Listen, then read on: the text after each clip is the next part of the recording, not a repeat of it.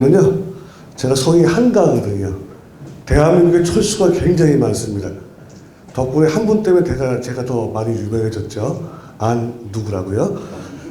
저는 대한민국에 하나밖에 없는 철수, 한철수입니다. 반갑습니다. 오늘 주제가 굉장히 무겁습니다. 왜냐하면 무덤에 대한 이야기, 또 죽음에 대한 이야기를 같이 풀어봐야 되기 때문에요.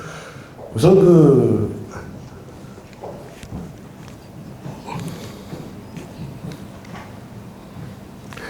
자, 우리 사람에게는 라이프 스타일이 있죠. 네 가지가 있습니다. 첫째는 태어나고, 두 번째는 늙고, 세 번째는 병나고, 네 번째는 죽는 겁니다. 우리가 흔히 굉장히 어려운 일을 당할 때 뭐라고 얘기합니까? 생과 사의 기로에 서 있다라고 얘기를 하죠.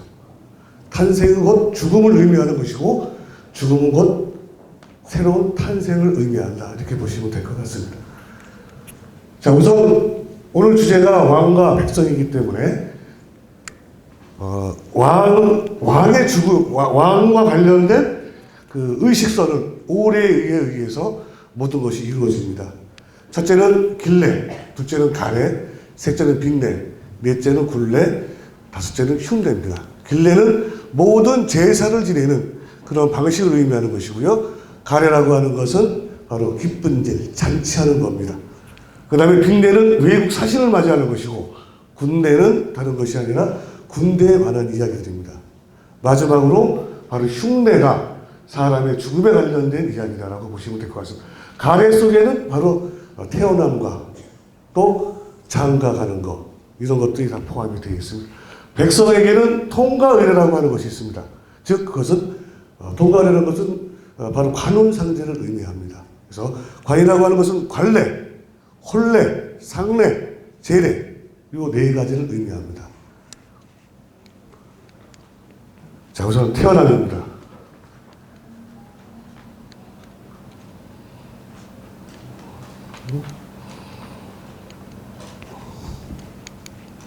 자, 태어나면 아마 많이 보셨을 거예요. 사람이 태어나면 집에다 뭘 치죠? 금줄을 치고. 며칠? 37, 21일입니다. 우리가 37이라고 하는 것은 21일을 의미하는 거거든요. 37일, 21일 동안 이걸 달아놓고 뭐예요? 부정한 사람을 들어오지 못하게 하죠. 그러면 태어나는 거에 대한 우리가 많이 사용하는 그런 어휘는 얼마나 될까요? 같이 한번 해보시죠. 시작.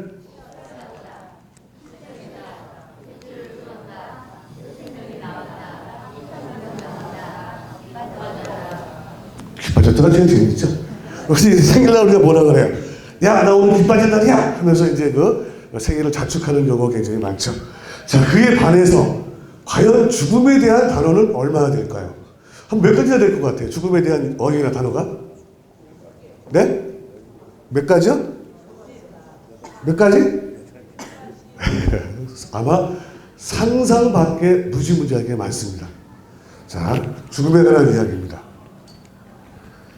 자, 상녀죠. 상녀를 보게 되면 이거는 가장 평범한 백성의 상녀입니다. 상녀는 아래 밑에 가로대를 4개를 놓고 양쪽에 한 명씩 매면은 8명, 2명씩 매면 몇 명이요? 16명, 3명씩 매면은 32명. 그렇게 해서 4는 없어요. 8, 16, 30 이렇게 나갑니다. 자, 그럼 왕은 이 상녀를 맬 때 과연 몇 명이 상녀를 맬까요? 왕. 네? 자그마치 200명입니다. 그 다음에 사계를. 약 1000명 정도가 대기하고 있다가 이 상녀를 메고 나갑니다. 자, 그에 비해서 백성의 상녀는 요즘 같은 경우에 8명짜리도 많이 메고요. 사람이 없어서. 16명까지만 맨다 하더라도 그것은 굉장히 그분은 축복받으신 분이에요. 왜? 상주의 친구가 많다는 이야기입니다. 자, 이제 쓰레기 서툴러서 자, 읽어나가죠. 시작.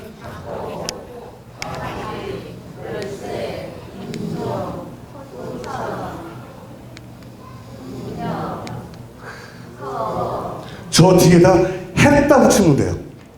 작고 했다, 인조했다, 했다 붙이면 되거든요. 자, 그 다음에 또 어떤 것이 있을까요? 하늘 날아갔다. 숨이 넘어갔다.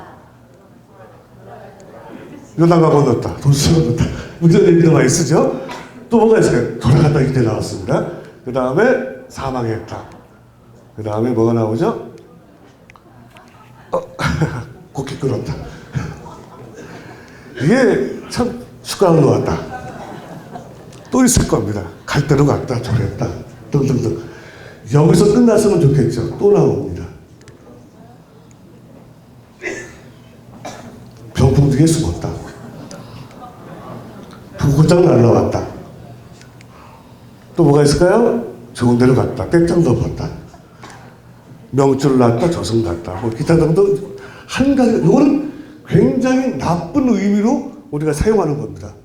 어떤 사람이 죽었을 때 축복이라 뭐냐면 그 뭐라고 해서 위로의 말을 하지 못할 망정 이런 말을 하시는 분이 가끔 계십니다.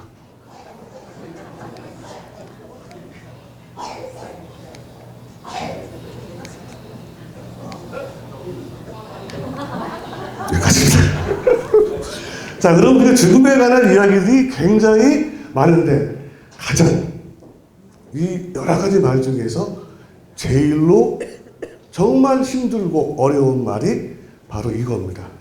다 같이 환장했다. 시작. 이런 말 언제 쓰죠? 환장했다. 어떤 시절로 환장한다고? 야, 미치고 발작 뛰겠다. 환장했다. 이것이 바로 죽음에서 나온 이야기입니다. 이거는 국어사전에도 나오지 않습니다. 우리가 매일 쓰는 말인데도 국어사전에 나오지 않는 그런 말이에요. 자, 환장했다는 것은 어디서 나온 거냐? 바로 사람이 죽으면 달을 넘겨야 됩니다. 달을 넘겨야 되는데 도대체 형평상 달을 넘길 수가 없어요. 달을. 그러니까 어떻게?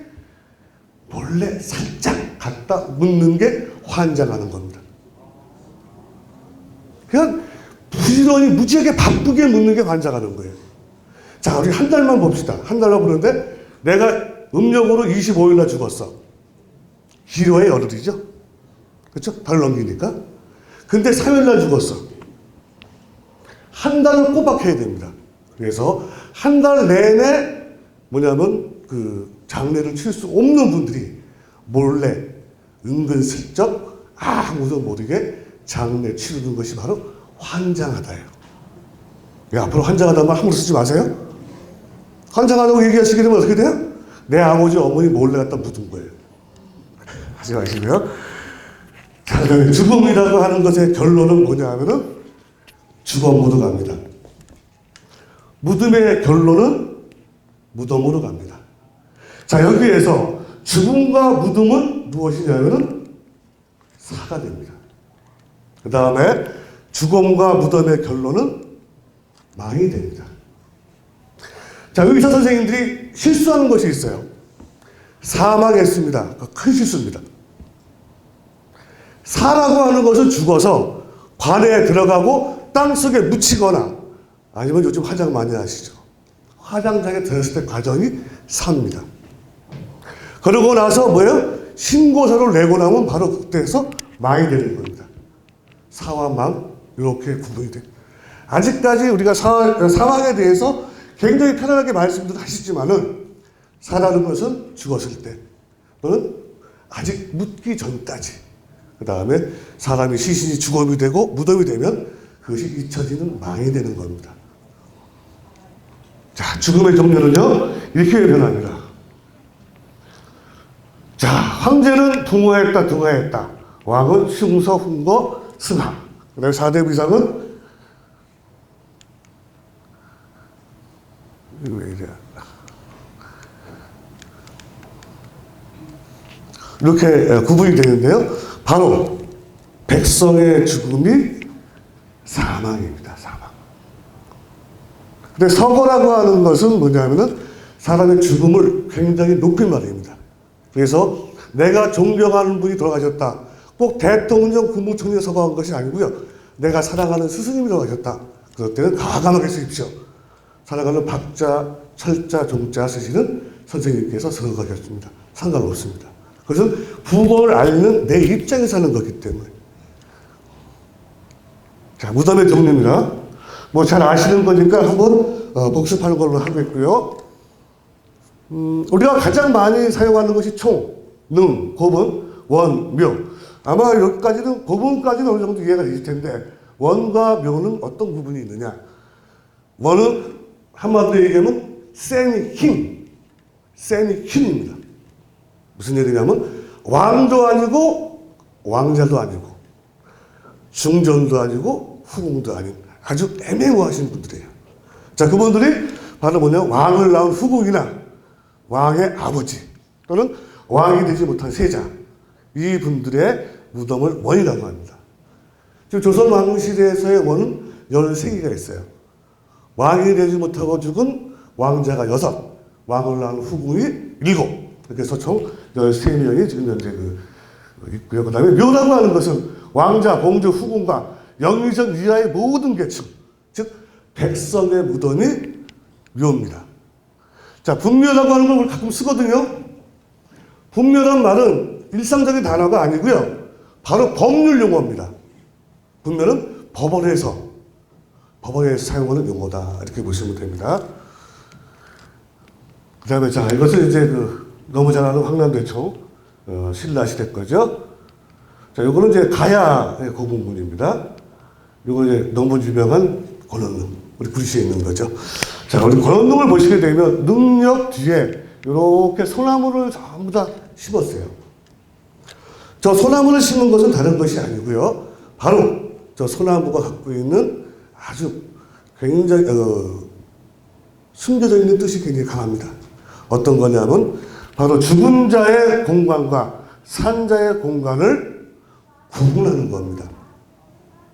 그 다음에 또 있죠. 우리가 마을을 형성을 하고 마을 주변에 소나무 치는 것은 뭐냐면 산자와 죽은 자의 공간을 나눠주는 그런 역할을 합니다. 그래서 저거는 신라시대로부터 따라하세요. 도, 레, 솔, 도래소이라고 하는 소나무 밭입니다. 그래서 왕릉을 가면 항상 도래소이 전부 다 이 왕릉을 다 감싸고 있는 겁니다. 자, 이거는 후궁, 후궁이 아니고 이제 왕비인데 이분은 중정의 왕비입니다. 그런데 아버지가 신씨, 즉 뭐냐면 역적과 같은 집안에서 쫓겨냈던 장경 왕후의 능인데요. 양주에 있습니다. 지금 현재 조선 왕릉 중에서 가장 작은 규모예요. 가장 작은 규모고요. 자, 이것은 이제 숭강원인데, 숭강원은 바로 이제 인조의 할머니, 덕흥대원군은 바로 선조의 아버지. 즉, 한 분은 원이 됐는데 이분은 왕의 아버지지만은 원이 되지 못했습니다. 그것은 아마 선조와 광해군이 뭐냐면은 왕제에서 물러나면서 자기의 위치를 찾지 못했기 때문에 할아버지의 무덤을 원이나 또는 능으로 바꾸지 못한 그런 케이스입니다. 자, 이것은 이제 우리 무덤의 백성의 무덤입니다. 동분, 광중, 상돌, 혼유석, 향로석, 고석, 비석. 이것이 기본입니다. 기본인데요. 바로 우리가 실수를 가장 많이 하는 게 이겁니다. 이 무덤을 가셔보시게도 봉분 앞에 네모난 조그만 돌이 하나 있어요. 우리는 거기다 뭘 놓냐면 꽃도 놓고 술도 놔요. 사실은 그 자리는 무덤의 주인공이 나와서 앉아서 누가 왔나 하고 바라보는 자리입니다. 거기다가 꽃을 넣으면 그 양반이 꽃을 깔고 앉는 것밖에 안 되겠죠. 그렇죠? 꽃방석 깔고 앉는 거고요. 향을 넣으면 불방석 깔고 앉는 겁니다. 그러니까 그 자리는 항상 비워두시고요. 제일 먼저 닦아주세요. 가시면서. 그러면 바로 그 자리는 할머니, 할아버지가 나오셔서 아이고 우리 아이도 잘 왔구나 하고 하는 그런 자리입니다. 그래서 이거는 항상 많은 분들이 그런 실수도 하시더라고요. 그래서 이 향로석만큼은 꼭 제일 먼저 닦아놓으시고 그 다음에 제수를 진설하는 것이 맞다. 자, 이거는 누군지 아시죠? 얼마 전에 돌아가신 김영삼 대통령의 무덤입니다. 아직 완성은 안 됐지만 완성이 되면 이 모습으로 간대요. 무덤에 주는 의미는 혼이 이승을 떠나서 유상세계를 가는 것. 몸이 눕는 마지막 집이다. 또 죽음은 끝이 아닌 새로운 시작이라는 것을 한번 이렇게 그 무덤이 갖고 가는 의미다라고 보시면 될 것 같습니다. 자, 무덤의 도시는 구리시입니다. 무덤의 도시예요. 자, 조선의 근본은 성리학이었었고, 그 다음에 사화사는 죽어서는 예, 백성의 무덤은 어디? 아차산, 망원이고, 왕신의 무덤은 동굴 이렇게 있습니다. 아마 이 작은 도시에서 무덤이 이렇게 나오는데 여기밖에 없을 거예요. 자, 그럼 우리 망우리 공원에 무덤 수가 몇 개일까요?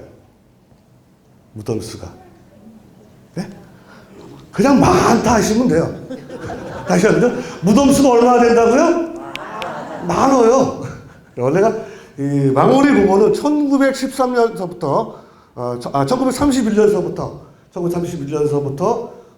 1971년까지 40년 동안에 매장됐던 곳입니다. 그래서 초창기에는 이 무덤이 지금 현재 이곳은 이제 그 망우리 공원에 있는 애국지사, 문인, 기타 등등 다 이렇게 모여 있는 건데요. 저희가 현재까지 찾아낸 인물이 자그마치 84명입니다. 84명 가운데 어제까지 책으로 나온 저희가 같이 공동으로 작업한 곳이 63명분을 저희가 발표를 했습니다.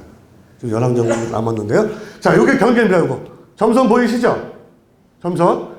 요 점선의 요 앞쪽 다닥다닥 붙어 있죠? 그렇죠? 요게 구리시입니다. 중랑구 몇 안 돼요. 현재 저희가 조사한 84명 가운데서 70%가 구리시에 있습니다. 30%가 좀 중랑구에 있어요. 그다음에 저 아차산 쪽에 뭐 중세 문의는 뭐 더 말씀 안 드릴 거고요. 자, 이렇게 되어 있고, 그다음에 다시 또 올라가네요. 자, 요거요. 이분이 굉장히 유명한 배우신데, 요거는 1961년도에 나온 영화, 마부라는 영화가 있어요. 그 마부라는 영화를 보시게 되면 따님이 봉월인데, 이 뒤가 전부 무덤이죠. 요게 불암산입니다. 여기 노원구예요. 여기 봉화산이고요. 이 봉화산 입구까지가 전체가 다 옛날 망우리 무덤이었습니다. 처음에 약 3만 기 정도가 들어왔었는데요. 지금은 9천 기 정도가 남았습니다. 그래서 아까 많다 한 거예요. 9천 기가 남았기 때문에. 자, 이건 동구릉입니다. 동구릉은 7분의 왕과 10분의 왕비, 총 17분의 그 왕과 왕비가 누워있는 곳이죠. 자, 저는 하나의 희망을 갖고 싶어요. 이게 갖고 싶은 것은 뭐냐면은 바로 백성의 죽음과 또 왕의 죽음을 주제로 한 이 구리시 20만 구리시에 한번 죽음의 박물관을 만들면 어떻겠느냐. 이건 장례 문화에 관한 것이거든요. 장례 문화. 전 세계에 우리나라처럼 뭐냐면 장례 문화가 발전되어 있는 데 없습니다. 또 무덤의 문화가 잘 되는 데가 없습니다. 그래서 구리시에 많은 계획들을 잡으시고 나가지만은 아직 전 세계에서 아무도 하지 않고 있는 세계 장례 문화 박물관을 한번 만들었으면 어떻겠느냐 하는 그런 생각을 가져보면서 강의를 마치겠습니다. 감사합니다.